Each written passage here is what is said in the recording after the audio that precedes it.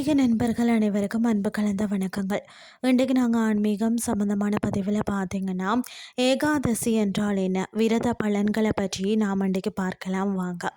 ஏகாதசி என்பது பார்த்திங்கன்னா 11வது என்று பொருள்படுமாம். ஒரு சமஸ்கிருத சொல்லாகவும் இருக்கிறது.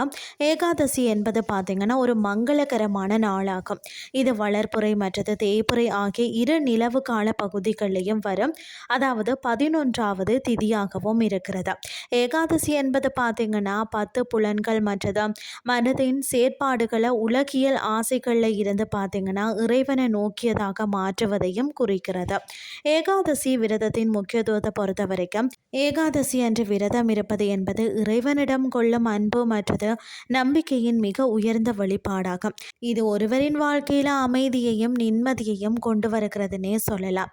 புனிதமான கங்கை நதியில 1000 முறை நீராடுவதற்கு சமமான பலனை தருவதாகவும் இப்பிறவி மற்றது முற்பிறவிகளில் செய்த அனைத்து பாவங்களில் இருந்தும் விடுபட உதவுவதாகவும் கருதப்படுகிறது.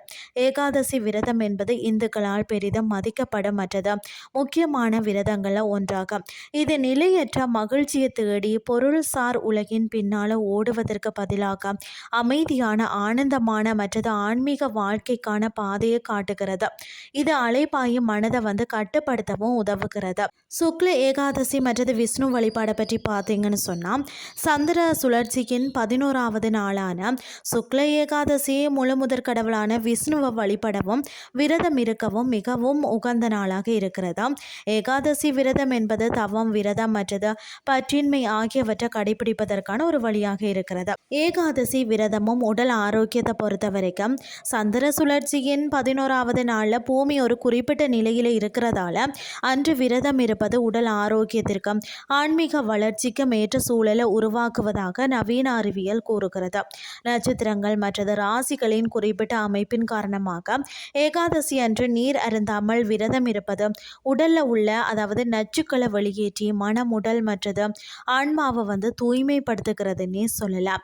ஏகாதசி தெய்வம் உருவானது எப்படின்னு சொல்லி நாம் இன்றைக்கு பார்த்தோம்னா, இந்து சமய நூல்களின் பத்ம புராணம் போன்றவற்றின்படி அனைத்து பாவங்களின் உருவமான அதாவது பாப புருஷனை அழிப்பதற்காக விஷ்ணு பகவான் தனது சொந்த ஆற்றில இருந்து ஏகாதசி எனும் தெய்வத்தை உருவாக்கினாராம்.